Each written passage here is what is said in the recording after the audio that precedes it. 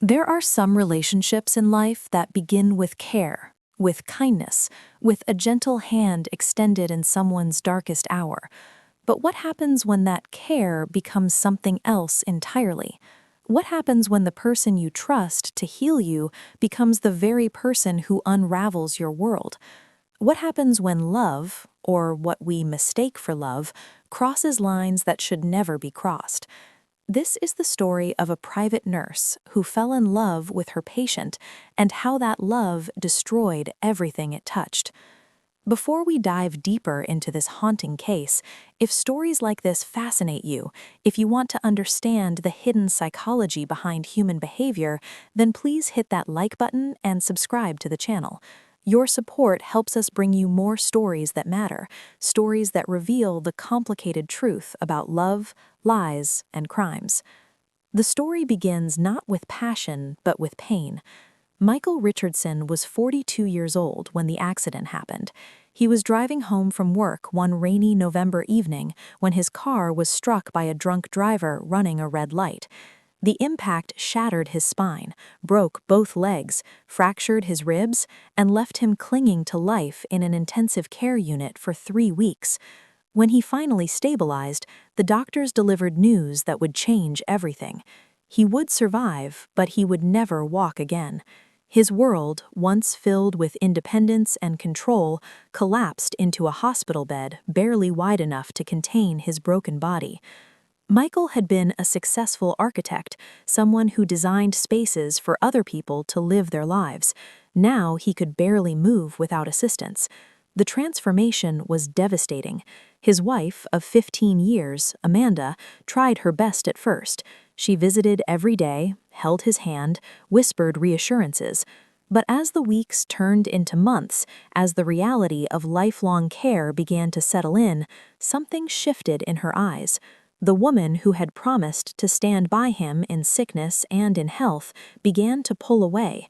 She stopped visiting as often. Her calls became shorter, her excuses more frequent. And then, one day, she simply told him the truth. She couldn't do this anymore. She couldn't be married to someone who needed this much care. She filed for divorce 6 months after the accident. Michael was shattered all over again, but this time the injury was deeper, invisible, somewhere in the center of his chest where hope used to live. His family lived across the country, his parents too elderly to help, his brother too busy with his own life. He was alone, truly alone, and he needed someone, not just to help him with physical tasks, but to remind him that he was still human, still worth something, still here. That's when Sarah Collins entered his life. Sarah was 34 years old, a licensed practical nurse with 8 years of experience in home care. She had worked with elderly patients, with children recovering from surgeries, with people at the end of their lives who needed comfort more than cure. She was good at her job, compassionate, patient, professional. She had soft brown hair that she usually pulled back into a ponytail, kind eyes that seemed to genuinely see people, and a voice that could calm even the most anxious patients. She had never been married, had no children, and lived alone in a modest apartment 15 minutes from the hospital where Michael had been discharged to begin outpatient rehabilitation. When the care agency matched Sarah with Michael, it seemed like a perfect fit. He needed someone experienced, someone who could handle the physical demands of his care, someone who wouldn't judge him for his limitations. Sarah needed the work, and she had always found purpose in helping people rebuild their lives after trauma. She showed up to his small rented apartment on a Monday morning in early spring, carrying her medical bag and a warm smile. From the very beginning, there was something different about this assignment. Michael wasn't like her other patients. He wasn't elderly or confused or resigned to his condition. He was still young, still sharp, still angry at the world for what it had taken from him. And Sarah recognized that anger. She had seen it in the mirror plenty of times herself, though for different reasons. She had grown up in a home where love was conditional, where affection was a reward for good behavior, where she learned early on that her value was measured by how much she could give to others. Nursing had been a natural choice, a way to formalize the role she had always played. The first few weeks were strictly professional. Michael helped him with his morning routine, assisted with physical therapy exercises, prepared his meals, managed his medications, kept his living space clean and organized. She was efficient, respectful, careful not to overstep any boundaries. Michael was polite but distant, still grieving the loss of his wife, his mobility, his entire sense of self. He barely spoke beyond giving instructions or answering medical questions. But slowly, almost imperceptibly, things began to shift. It started with conversation. Sarah would ask him about his work, and Michael, starved for human connection, would begin to talk. He told her about the buildings he had designed, the projects he was proud of, the dream of one day creating something iconic, something that would outlast him. Sarah listened, really listened, in a way that no one had in a very long time. She asked questions, remembered details, brought up things he had mentioned days ago. For Michael, it felt like being seen again, like existing as more than just a broken body in a wheelchair. Sarah, for her part, found herself looking forward to their sessions.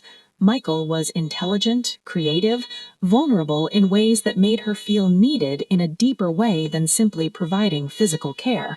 She started staying a little longer than necessary, sitting with him after his exercises were done, sharing stories from her own life. She told him about her difficult childhood, about feeling invisible, and about how nursing had given her a sense of purpose. Michael listened too, and something unspoken began to grow between them. The shift from professional to personal happened gradually, so gradually that neither of them noticed until it was already too late. Sarah began texting Michael in the evenings, just to check in, she told herself. Michael began waiting for those texts, feeling anxious when they didn't come. Sarah started bringing him small gifts, a book she thought he would like, a dessert from a bakery she loved. Michael started to depend on her presence, not just for physical care, but for emotional survival. This is where the story takes its first dangerous turn, because what was developing between them was not a healthy relationship. It was built on a foundation of profound imbalance. Michael was isolated, vulnerable, dependent on Sarah for his most basic needs. Sarah was in a position of power, responsible for his well-being, trusted with access to every aspect of his life. The professional boundaries that should have protected them both were dissolving, and neither of them wanted to stop it. Sarah began to justify it to herself. She told herself that Michael needed companionship, that she was helping him heal emotionally as well as physically. She told herself that what they had was special, different from anything she had experienced before. She had never felt this needed, this important to someone. For the first time in her life, she wasn't just useful, she was essential. She was loved, or at least she believed she was. Michael, drowning in loneliness and despair, clung to Sarah like a lifeline. She was the only person who showed up for him every single day. She was the only person who treated him like he still mattered. He began to confuse gratitude with love, dependency with devotion. He started to believe that Sarah was the only person who would ever accept him in his broken state, that without her he would be completely alone. That fear became the cage that trapped them both. One evening, about 6 months into their arrangement, something changed. Sarah had stayed late, later than usual.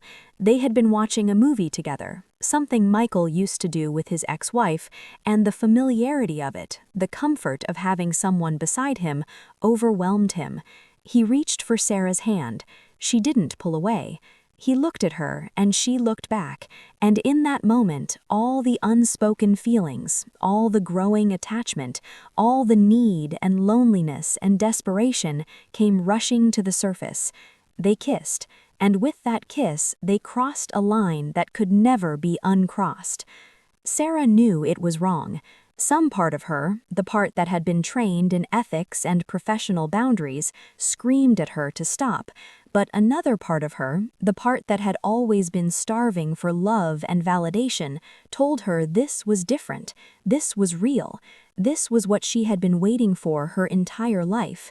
She convinced herself that their relationship had transcended the nurse-patient dynamic, that they were equals now, partners, lovers. But they were never equals. That was the lie they told themselves to justify what was happening. Sarah began spending nights at Michael's apartment. She stopped maintaining any pretense of professional distance. They became intimate, physically and emotionally, in ways that violated every ethical standard of her profession. Michael became completely dependent on her, not just for care, but for his entire sense of worth and identity. Sarah became consumed by the relationship, organizing her entire life around Michael's needs and desires. She stopped seeing her few friends, stopped pursuing her own interests, poured everything she had into being exactly what Michael needed. For a while, it felt like love. Michael felt alive again, desired, wanted. Sarah felt important, cherished, needed in a way that gave her life meaning.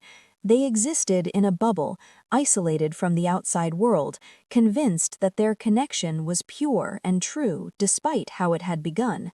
But isolation is dangerous. It allows dysfunction to flourish unchallenged. It prevents outside perspective from revealing what's really happening. And what was happening between Sarah and Michael was not healthy love. It was codependency wrapped in romance, control disguised as care, emotional manipulation mistaken for devotion. The first cracks began to show about a year into their relationship. Michael, regaining some emotional strength from Sarah's attention, began to want more independence. He started researching adaptive technologies, talking about getting a job again, making plans that didn't center entirely around their relationship. Sarah reacted with panic. The thought of Michael not needing her anymore, of losing her purpose and identity as his caregiver and lover, terrified her. She began to subtly sabotage his efforts toward independence. She would forget to schedule appointments with rehabilitation specialists. She would discourage him from pursuing adaptive equipment, suggesting it was too expensive or unnecessary. She would remind him, gently at first, of all the ways he still needed her, all the things he couldn't do without her help. Michael noticed, but didn't want to confront it. He was afraid of losing Sarah, afraid of being alone again, afraid that she was right and he really couldn't manage without her. So he stopped pushing for independence. He let her control more and more of his life. He let her make decisions about his care, his finances, his future. He gave her power because he was too afraid to take it back. This is the insidious nature of relationships built on imbalance. The person with less power becomes smaller and smaller, giving up autonomy piece by piece, while the person with more power becomes increasingly controlling, often without even realizing it. Sarah didn't see herself as controlling. She saw herself as protecting Michael, as loving him, as being the only person who truly understood what he needed. But love that requires someone to stay dependent, stay small, stay grateful, is not love at all. The situation deteriorated further when Michael's brother, David, came to visit. David lived in California and hadn't seen Michael in over a year. He was shocked by what he found. His brother, once confident and ambitious, had become withdrawn and passive. The apartment was clean but felt suffocating, like a carefully maintained prison. And Sarah, who David had expected to meet as a professional caregiver, was clearly much more than that. She answered questions on Michael's behalf, hovered constantly, seemed almost possessive. David pulled Michael aside when Sarah went to the pharmacy and asked him directly what was going on. Michael tried to explain it, tried to make it sound normal and healthy, but the words felt hollow even as he spoke them. David was blunt. He told Michael this didn't look like a healthy relationship. He told him that a nurse dating her patient was ethically questionable at best and potentially illegal depending on how the relationship had started. He told him that Sarah seemed to have too much control, that Michael seemed diminished, that something was very wrong. Michael became defensive. He told David he didn't understand, that Sarah was the only person who had been there for him, that their love was real. But David's words planted a seed of doubt. For the first time, Michael began to see their relationship from the outside, and what he saw made him uncomfortable.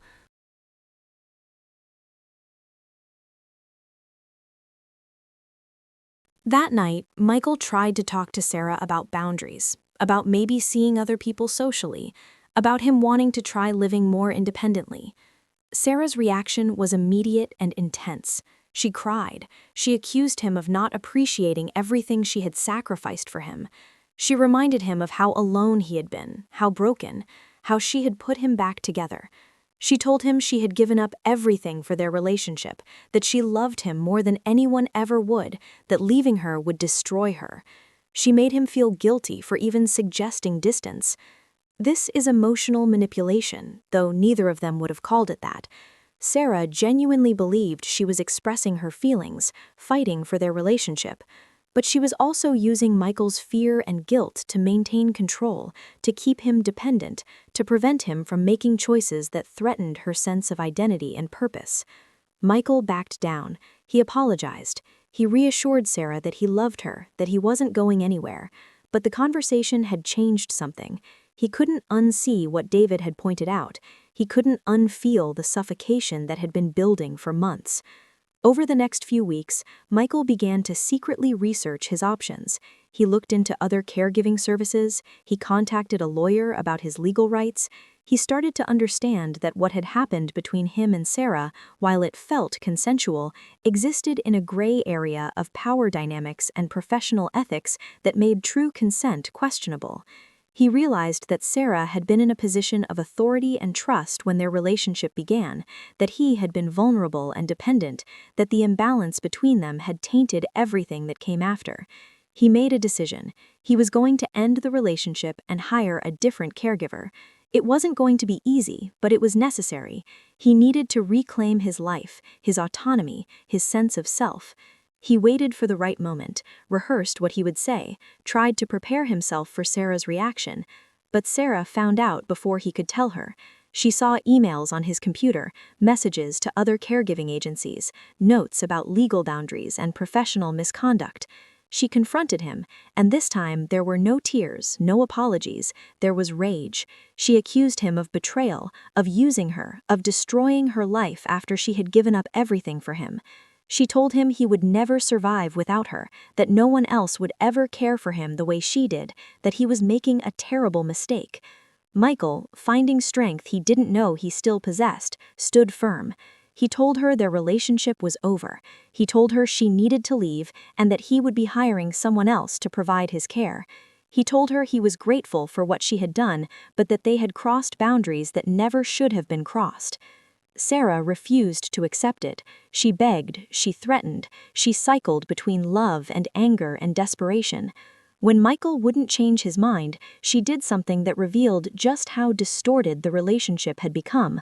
She contacted the caregiving agency and told them Michael was mentally unstable, that he was making irrational decisions, that he needed protection from himself. She tried to use her professional position and knowledge of his condition to undermine his autonomy, to paint him as incompetent, so she could maintain control. The agency, following protocol, sent a supervisor to evaluate the situation. That supervisor quickly realized what was happening. They saw the inappropriate relationship, the blurred boundaries, the concerning power dynamics. They immediately removed Sarah from Michael's case and launched an investigation into her conduct. What followed was devastating for both of them, but in very different ways. Michael finally got the distance and independence he needed. He hired a new caregiver through a different agency, someone who maintained strict professional boundaries. He started therapy to process the complicated feelings he had about the relationship, to understand how dependency and trauma had made him vulnerable, to learn how to set healthy boundaries moving forward. He slowly began to rebuild his life, this time on his own terms. For Sarah, the consequences were severe. The investigation found that she had violated multiple professional and ethical standards. She had engaged in a sexual relationship with a patient who was dependent on her for care. She had used her position of power inappropriately. She had attempted to undermine her patient's autonomy when he tried to end the relationship. Her nursing license was suspended pending a formal hearing. She lost her job. She lost her professional reputation. She lost everything she had built her identity around. But perhaps the deepest wound was realizing that what she had believed was love had actually been something much darker. In therapy, which was mandated as part of her professional review, Sarah began to understand her own patterns. She saw how she had confused being needed with being loved, how she had sought out vulnerable people because it gave her a sense of power and purpose she couldn't find elsewhere, how she had crossed boundaries not because the love was so strong, but because her own sense of self was so weak. She had to face the painful truth that she had harmed someone she claimed to love, that her actions had been about filling her own emptiness rather than genuinely caring for Michael's well-being. The legal system also got involved. While the relationship had been between consenting adults in the technical sense, the power imbalance and professional misconduct opened the door to civil liability. Michael, on the advice of his lawyer, did not pursue charges, but the regulatory board that governed nursing licenses took the matter seriously. Sarah's case became an example in professional ethics training, a cautionary tale about why boundaries exist and what happens when they are violated. This story, this painful unraveling of two lives, is not unique. It happens more often than we might think, in hospitals and homes, between caregivers and patients, between therapists and clients, between anyone in a position of power and those who depend on them. The dynamic is always the same. Vulnerability meets authority. Loneliness meets attention. Need meets control. And what emerges is not love, no matter how much it might feel like it, but a toxic entanglement that harms everyone involved. The psychology behind these relationships is complex. For the person in the vulnerable position, like Michael, the caregiver becomes associated with survival and comfort. They are there during the worst moments, providing relief from pain and fear. The brain creates powerful emotional bonds with people who help us in times of crisis. This is normal and healthy to a point. But when that bond becomes romantic or sexual, especially while the dependency still exists, it becomes impossible to separate genuine attraction from trauma bonding, gratitude from love, need from desire. For the person in the position of power, like Sarah, the dynamic feeds into deeper psychological needs. Many people drawn to caregiving professions have histories of feeling powerless or invisible in their own lives. Helping others gives them a sense of worth and control they lack elsewhere. When professional boundaries are weak or non-existent, when personal needs go unaddressed, the temptation to use that power for emotional fulfillment becomes overwhelming. The patient's dependence becomes intoxicating. Being essential to someone, being the center of their world, fills a void that nothing else can touch. But this is not love. Love, real love, requires equality, choice, freedom. It cannot exist in a relationship where one person holds all the power and the other has no real option to leave. It cannot exist when saying no might mean losing the care you need to survive. It cannot exist when the relationship itself is built on a violation of trust and professional ethics. The warning signs were there from the beginning, though neither Michael nor Sarah wanted to see them. The excessive personal sharing, the extended visits that went beyond professional necessity, the emotional dependence that developed before any romantic feelings, the isolation from other relationships, the way Sarah's identity became entirely wrapped up in caring for Michael, the way Michael's sense of worth became entirely dependent on Sarah's attention, the secrecy, the justifications, the gradual erosion of boundaries that should have remained firm. If you have been following the stories we share here on love, lies, and crimes, you know that we always try to find the human truth beneath the headlines, the psychological reality behind the choices people make. This story is no exception. It is easy to judge Sarah for her actions, to call her predatory or manipulative, and legally, professionally, what she did was wrong. There is no question about that. But she is also a human being who made terrible choices out of her own brokenness, her own unmet needs, her own distorted understanding of love and worth. It is equally easy to judge Michael for allowing the relationship to happen, for not maintaining boundaries, for becoming so dependent. But he was a man who had lost everything, who was drowning in isolation and grief, who grabbed onto the only lifeline offered to him. His choices, while understandable, still had consequences that he had to face and learn from. The real tragedy of this story is not just what happened between two people, but what it represents about the systems and structures that failed them both. Sarah should have had better training in professional boundaries, better supervision, better support for her own mental health. The agency should have had protocols in place to prevent and detect inappropriate relationships. Michael should have had access to support systems beyond just his paid caregiver, therapy and community resources that could have helped him process his trauma without becoming emotionally dependent on the person bathing him and feeding him. These failures happen because we live in a society that often isolates vulnerable people, that treats caregiving as a commodity rather than a relationship, that fails to adequately train and support the people we trust with our most intimate needs. We expect nurses and caregivers to maintain perfect professionalism while paying them poorly, supporting them minimally, and giving them access to people at their most vulnerable. We expect patients and clients to navigate complex power dynamics while they are traumatized, dependent, and desperate for human connection. And then we are shocked when boundaries are crossed, when inappropriate relationships develop, when harm occurs. Michael eventually did recover a sense of independence and purpose. He learned to use adaptive technologies that gave him more control over his environment. He reconnected with friends he had pushed away during his relationship with Sarah. He even started dating again, though this time with a much clearer understanding of what healthy boundaries look like. He learned that vulnerability is part of being human, but dependency should never be confused with intimacy. He learned that the right kind of love makes you more yourself, not less. He learned that he deserved relationships built on equality and genuine choice, not desperation and need. Sarah's path was harder. Losing her nursing license meant losing her entire professional identity. She had to find a new career, a new sense of purpose, a new way of understanding herself that wasn't built on being essential to someone else.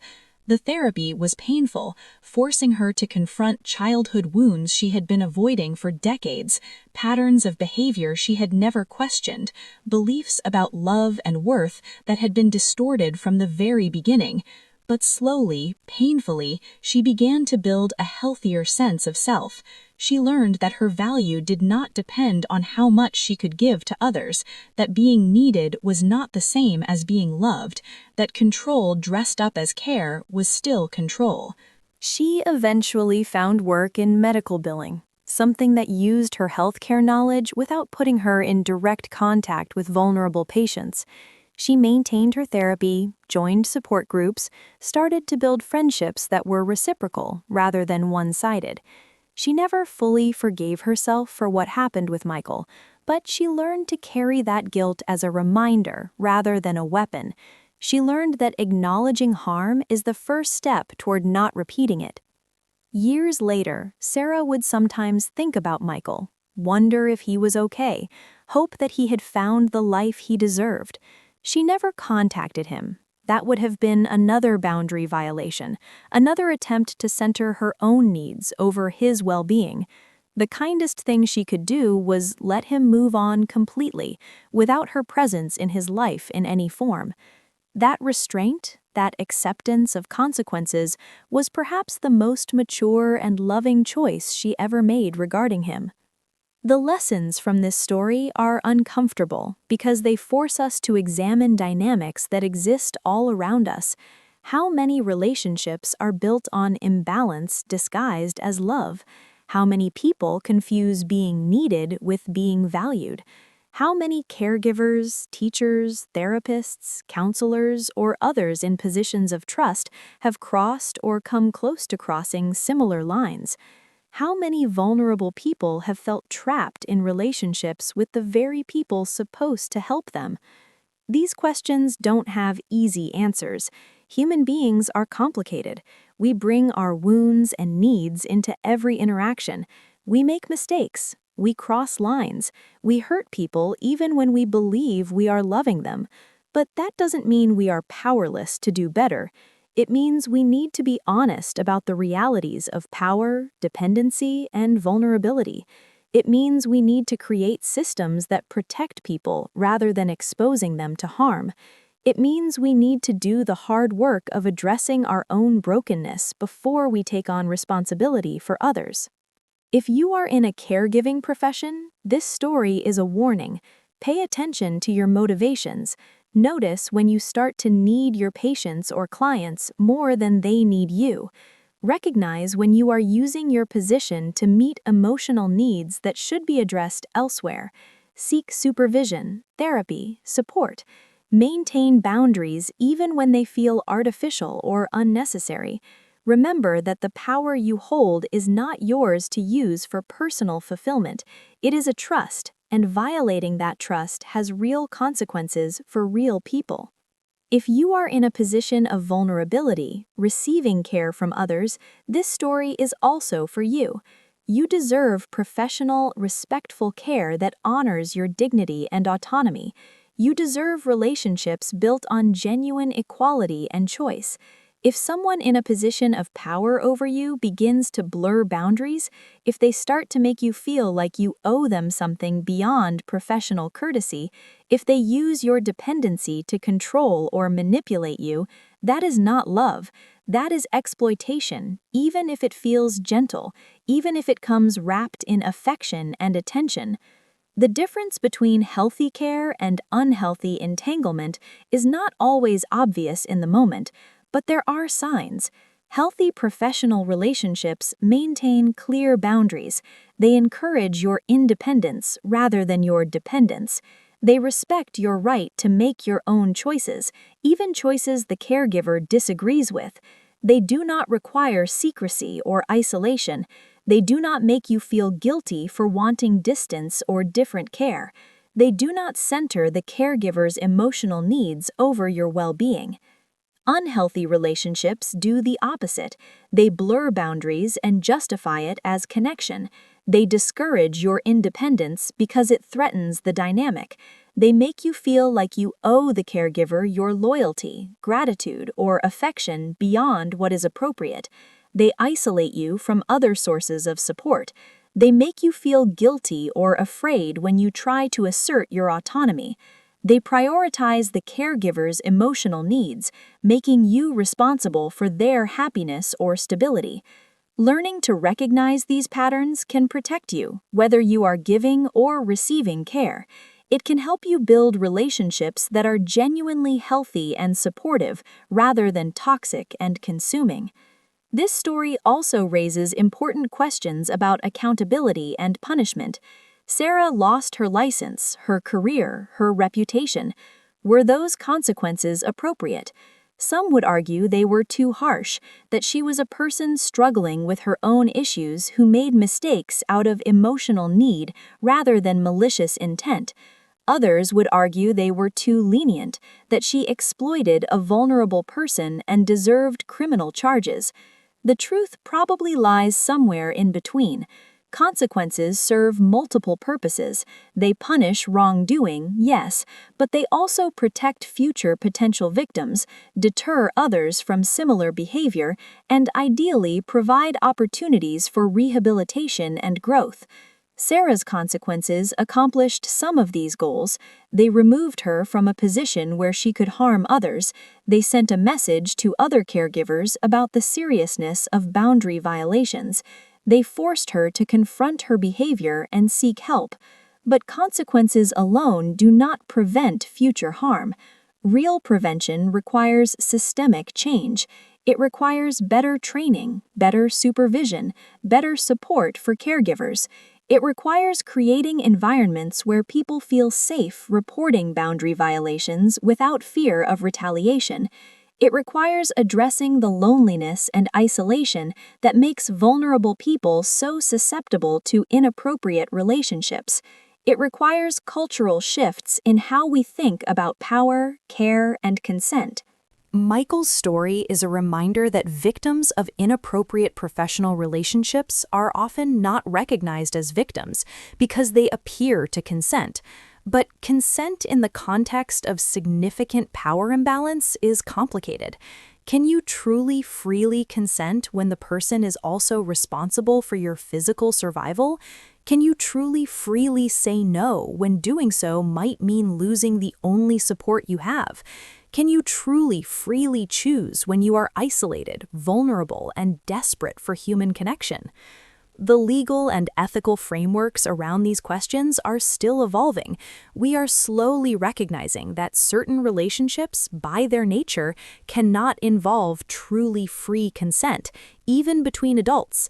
Teacher and student, therapist and client, doctor and patient, caregiver and care recipient. The power imbalance is too great, the potential for exploitation too high, the vulnerability too significant. This doesn't mean people in these relationships have no agency or that they are not responsible for their choices. It means we need to hold the person with more power to a higher standard of accountability. Sarah, as the professional, as the person with authority and control, bore the greater responsibility for maintaining boundaries. Her failure to do so was a professional and ethical violation, regardless of Michael's participation. Understanding this is crucial for preventing future harm. It means placing the burden of boundary maintenance where it belongs, on the person with power and training. It means creating clear consequences for professionals who violate that trust. It means believing and supporting people who come forward about inappropriate relationships with caregivers, therapists, or others in positions of authority. As this story demonstrates, the impact of crossing these boundaries extends far beyond the immediate relationship. It affects families, professional communities, regulatory systems, and future patients who might be at risk. Every time a professional violates boundaries, it erodes trust in the entire system. It makes it harder for people to seek help, to accept care, to believe that they will be safe when they are vulnerable. Rebuilding that trust requires consistent accountability, transparent processes, and cultural change. It requires professionals to hold each other accountable rather than protecting colleagues who cross lines. It requires institutions to prioritize patient safety over reputation. It requires all of us to take these violations seriously, to recognize the harm they cause, and to work towards systems that prevent them. The emotional truth at the heart of this story is that loneliness and need make us all vulnerable. Michael's story is a reminder that victims of inappropriate professional relationships are often not recognized as victims because they appear to consent. But consent in the context of significant power imbalance is complicated. Can you truly freely consent when the person is also responsible for your physical survival? Can you truly freely say no when doing so might mean losing the only support you have? Can you truly freely choose when you are isolated, vulnerable, and desperate for human connection? The legal and ethical frameworks around these questions are still evolving. We are slowly recognizing that certain relationships, by their nature, cannot involve truly free consent, even between adults. Teacher and student, therapist and client, doctor and patient, caregiver and care recipient. The power imbalance is too great, the potential for exploitation too high, the vulnerability too significant. This doesn't mean people in these relationships have no agency or that they are not responsible for their choices. It means we need to hold the person with more power to a higher standard of accountability. Sarah, as the professional, as the person with authority and control, bore the greater responsibility for maintaining boundaries. Her failure to do so was a professional and ethical violation, regardless of Michael's participation. Understanding this is crucial for preventing future harm. It means placing the burden of boundary maintenance where it belongs, on the person with power and training. It means creating clear consequences for professionals who violate that trust. It means believing and supporting people who come forward about inappropriate relationships with caregivers, therapists, or others in positions of authority. As this story demonstrates, the impact of crossing these boundaries extends far beyond the immediate relationship. It affects families, professional communities, regulatory systems, and future patients who might be at risk. Every time a professional violates boundaries, it erodes trust in the entire system. It makes it harder for people to seek help, to accept care, to believe that they will be safe when they are vulnerable. Rebuilding that trust requires consistent accountability, transparent processes, and cultural change. It requires professionals to hold each other accountable rather than protecting colleagues who cross lines. It requires institutions to prioritize patient safety over reputation. It requires all of us to take these violations seriously, to recognize the harm they cause, and to work towards systems that prevent them. The emotional truth at the heart of this story is that loneliness and need make us all vulnerable. Michael was not weak or foolish for developing feelings for Sarah. He was human, isolated, desperate for connection in the wake of devastating loss. Sarah was not a monster for crossing boundaries. She was a person with her own wounds and unmet needs who made terrible choices. But being human, being wounded, being in need does not excuse harm. It explains it, contextualizes it, helps us understand how to prevent it, but it does not erase the damage done. Both Michael and Sarah had to live with the consequences of choices made in moments of weakness, fear, and desperate need. Those consequences shaped the rest of their lives.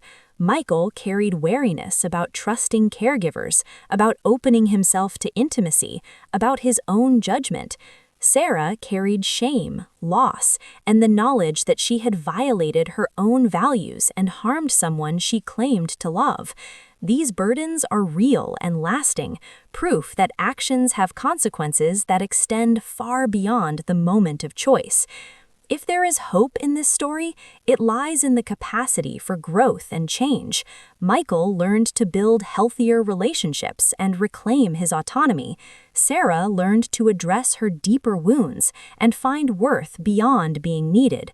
Both of them, through painful experience, gained wisdom that perhaps they could not have learned any other way. That wisdom came at a tremendous cost, but it was not entirely wasted if it helped them and others avoid similar harm in the future. Now, as we reach the end of this story, I want to hear from you. What do you think about the dynamics we have explored today? Have you ever witnessed or experienced a relationship where care became control? What do you think could have been done differently to protect both Michael and Sarah? Drop your thoughts in the comments below. Your perspective matters, and sharing these conversations helps all of us understand the complex realities of human relationships, power, and vulnerability. If this story resonated with you, if it made you think or feel something important, please share it with someone who might benefit from hearing it. These are not easy stories to tell or to hear, but they are necessary. They reveal the hidden dynamics that shape our lives, the warning signs we need to recognize, the systems we need to change. This has been another story from Love, Lies, and Crimes, where we explore the complicated truth about human behavior, the choices we make, and the consequences that follow. The story of Sarah and Michael is a reminder that love, real love, requires more than just feeling. It requires respect, equality, boundaries, and the courage to do what is right even when it is painful. It requires us to examine our own needs and wounds before we take responsibility for someone else's well-being.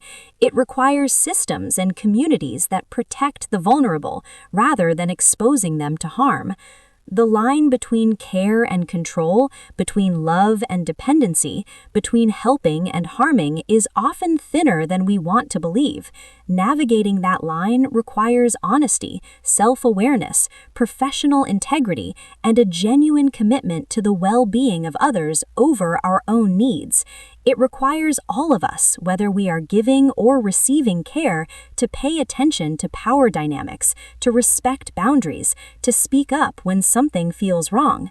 Sarah and Michael's story could have ended differently, with better support systems, clearer boundaries, more honest self-examination, and timely intervention. Perhaps they both could have been spared the worst of the pain they experienced. But their story unfolded the way it did, and now it stands as a lesson, a warning, and a reminder that the most dangerous lies are often the ones we tell ourselves about love, need, and the nature of the relationships we create. The consequences were real, the harm was significant, and the lessons learned came at a price neither of them could have imagined when Sarah first walked through Michael's door with her medical bag and her kind smile, ready to care for a broken man who needed so much more than physical healing.